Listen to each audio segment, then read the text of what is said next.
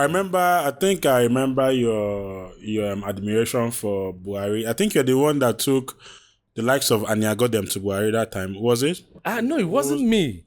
Okay. At the time, Abga has this subtle way of supporting government at the center. Okay. Yes, so clearly, like you can see, that is also happening on now. Yeah, it happened. P2B did it with Jonathan. There's also the same thing that happened between Obiano and Buhari, and now happening between. What's your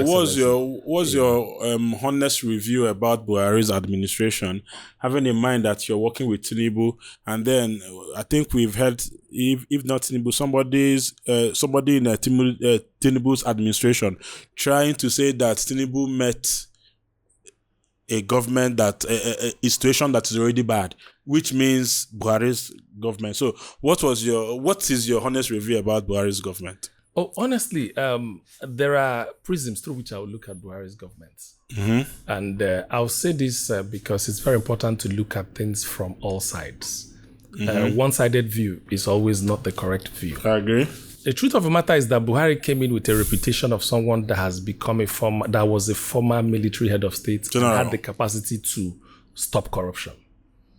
Because his records, based on history, all the jobs he's done, whether as a military officer or as a president, or as someone that had worked like a PTF and Minister of Petroleum and all of these things he's done, he came across as someone that is incorruptible, quote unquote. But then again, looking at Buhari after he has finished his office, if I have to analyze him, there are areas that he did very well. I worked with him in foreign ministry as an ambassador representing him, carrying his letter of credence. Basically, what it means is that he said to me, go to that country, anything you say, it's assumed that I'm the one that is saying it. He did very well in foreign policy. The handling of the economy was not as good as it should have been. But what is the learning point, really? The learning point there is that, yes, you can't trace any corruption to him, but it is not enough to lead a country with just that reputation. There are other things that you also require to be able to do that. Because remember his first tenure, he had a lot of issues of sickness and all of that. So that's actually where you started hearing the word cabal. It looked like the government was now hijacked and people were also. He's a leader that gives people responsibility and allows and believes that you know what you're doing. And even if you do not know what you're doing, a day will come when you'll be called to come and account. There are two different leadership styles. Some people give you responsibility. They also follow up on it to be sure that it is done. Buhari is the kind of person that says, oh, you are the minister here. This is what I want you to do. Please go and do it. Whether you do it right or you do it wrong, a day will come for you to account whether you have done it, whether you have done the right thing or not. Yes. So that's basically, so trying to transit that is administration, because a lot of people will argue to say that, this government inherited poor economy from Buhari's government. Yes, the numbers say so. You can also argue that it's the same party. So what the manifesto of the party should also be the same. I do not belong to the school of thought of people that dodge from responsibility. You must know where you have gotten something right and sustain it. You can also see admitting that something is not right is also part of responsibility of a leader, and that's also what makes a good leader.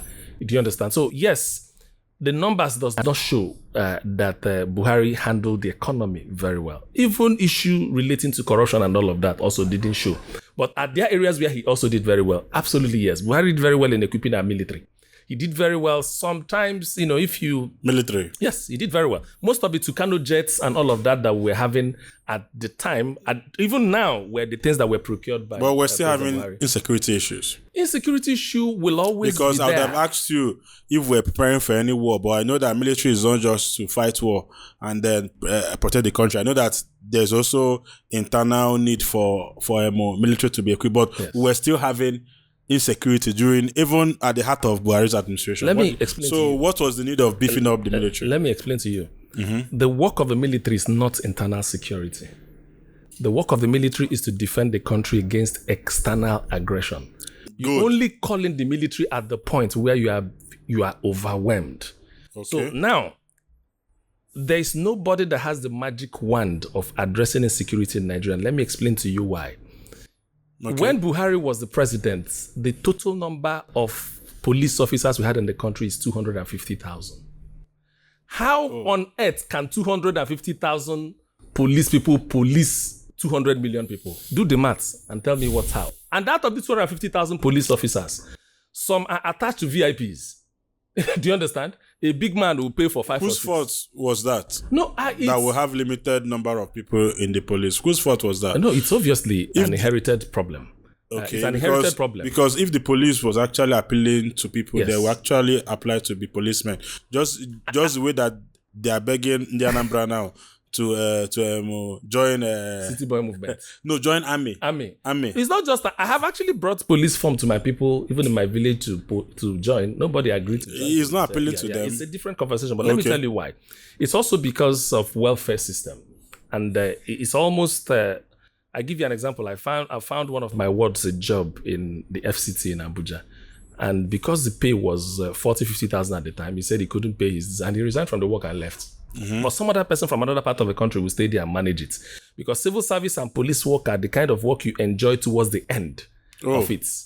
So you must be there, understand the system, carry the files, and then you'll be moved from one level to the other, So you get to if it's a civil servant, you become a director, you become a PAMSEC, that's when you begin to get the perks of the job. But you don't have that in the private sector. Private sector, they can pay you a lot of money, but even you find out that there's no gratuity, it doesn't give you that security, job security. Government work, you have to be there for either till you get to 60 years or you have served the country for 35 years. 35, whichever one that comes first. In private sector, you can be fired today. If you are a civil servant, firing you is like an act of parliament.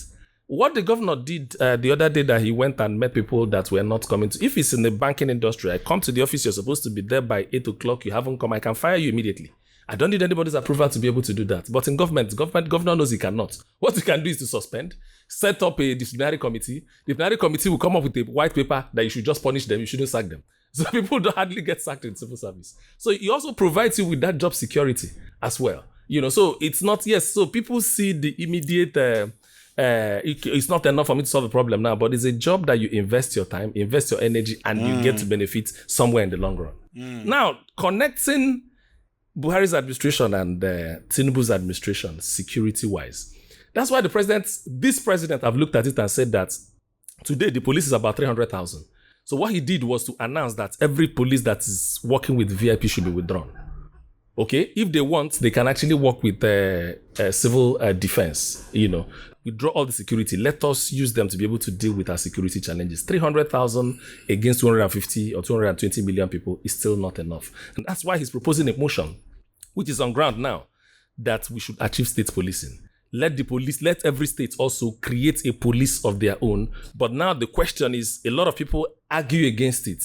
They say, maybe it will be abused by the powers that be at the states, etc., etc. But for all of the arguments against state policing, the lives and properties of people should be paramount. So whether politicians will abuse it or not let us get them to start protecting our people, and then we can go to the next conversation as to how do we ensure that governors don't abuse it. That will help. So that's what the president is trying to do now. So you see a problem, you put up policies that will be able to address that problem. The governor of Anambra State came in, looked at the security situation, had the law he called Homeland Security. I had a particular hotel has been taken over by government That's what you do. You put the laws on ground that allows you that. So in National Assembly now, there's a conversation, an executive bill from the president passing through police, getting to the National Assembly on how the country can function with a state police. So there will be a lot of the way you make those laws. You call for public hearing, you call people to submit memorandum, and they will go ahead and do that, debate on it, and create a framework that allows that. And as time goes on, whatever mistakes that we are making, we'll be amending it in the constitution, and we can take things up from there.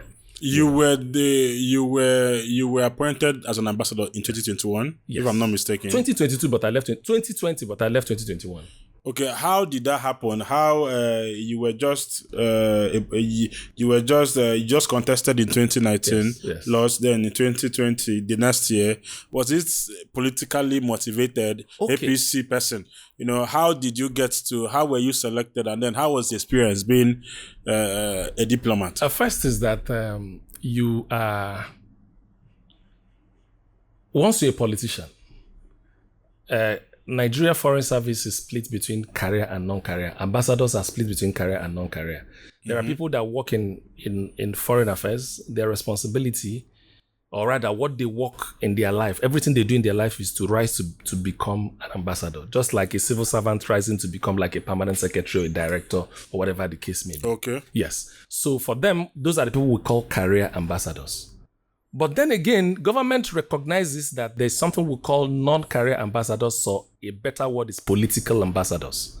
So people that participate in political process, particularly within a party, that have certain sets of skills, you can also use them as ambassadors. So typically, when I was selected, I believe that the president looked at my CV as an economist with all the trainings I've had, believed that I can be good for the country in the areas of economic diplomacy. All right. There are too many branches of diplomacy. You can actually be sent to a country just because of the relationship Nigeria has with that country. So you actually go with a presidential mandate, having one or two things that the president will tell you to go and achieve. So my name came up. I believe they looked at it. I was actually very young. I was probably the youngest ambassador that was appointed at that time. So it came to me. What do I even do? We appointed in 2020, June 1 or so, and then deployed in 2021. So what I had to do was to speak to people that are professionals in that field. There's late Her Excellency, late Ambassador Joy Owu, Professor Joy Owu, who represented Nigeria as a permanent secretary, as a permanent representative at the United Nations, former Minister of Foreign Affairs. Someone gave me her number, so I called her. I said, this is the position I have. Please advise me on how to go about it. And you know what she told me? She said, okay, no problem. I'm very busy now. Tomorrow we can talk about it. But I'll call you at 12 o'clock in the afternoon. She was in the US at the time. So 10 minutes to 12, she called me. I said, Prof, it's not yet time. I'm working. She said, no, that's one thing you learn in diplomacy. You have to be at every meeting 10 minutes ahead of the time. That's what makes you a proper diplomat. So eventually she told me to go to Nigerian Institute of International Affairs in Lagos. Go there, meet the director there, tell him I sent you. He will give you all sorts of books and all of that. So I spent a lot of time reading about diplomacy before I was already a proper diplomat before I went on that posting. So that's why the work wasn't a lot easier. And of course, because I was young, if you add energy to what you already know, you can do a lot. I did quite a lot to represent. I'm sure not quite a lot of people knew about Burundi as a country, small country, a very poor country in East Africa before I went there. But it became very popular in Nigeria. Every Ministry of Foreign Affairs while I served as an ambassador there, because there's so much we did. We signed the agreement between Nigeria and the country. Every election victory begins with a good media projection and visibility. For this reason, BAM Interview has created this campaign space for all our political candidates to reach out to Ndigbo and convincingly tell them why their vote should be in your favor.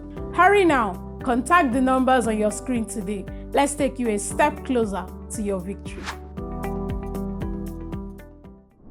A political consultation, agreement on education cooperation, that we can exchange lecturers. I took the management of Nnamdi Azikiwe University there to go and leverage on the education agreement that was signed there. I took some people from University of Uyo to go and leverage on that agreement that has been signed there.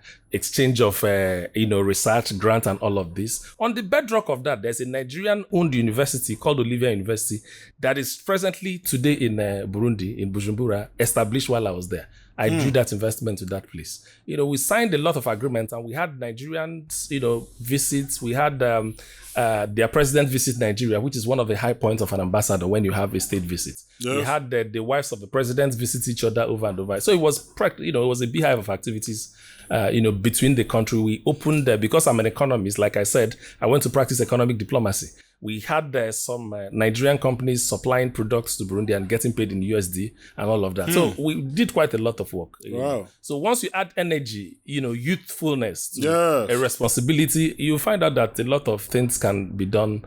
I have a compendium of what I did, basically, because I did it as a report and sent when I came back from the assignment. And it's always a privilege to be exposed to serve your country at that level. That is the highest level of representation you can ever have. People. So right now, whether I'm doing anything or not, you will still address me as His Excellency. Yes, you haven't really addressed me as His Excellency. Were you sacked or you just resigned? What happened? No, you don't get sacked. Typically, what happens is that once there's an election, a new president comes in. The president, every ambassador serves at the mercy. You serve at the pleasure of the president. Of your guy. Because it's the president that you're representing. Yes. So I served with the letter of credence that was given to me by President Muhammadu Buhari. A new sheriff came to town, which is now Bola Ahmed Tinubu. What you usually do is that you recall the people and give out another credence to other people, because you can't be in a country with the mandate of a president that has left office. Yeah. So technically that's how it works. So you recall and then you repost. That's what happens. Good news! The Mars Magazine International, in collaboration with Pine Leaf Estate and Properties Limited, present Pine Leaf Night of 100 Stars. It is going to be a charity gala and an award event where icons from all spheres of life will be celebrated and given an award of recognition for their tremendous contribution to the development of our society. The theme of this special event is Dynamic Repositioning. The date is Saturday, 27th of June 2026, and the time is 5 p.m. Venue, Tanel Dome, Oka, Anambra State. Guess what? The Executive Governor of Anambra State, Professor Charles Chukwuma Soludo, will be receiving the Mouse Man of the Year award, and Prince Arthur Eze Ozigbondo will be the father of the day. Be there, be seen, and be part of history.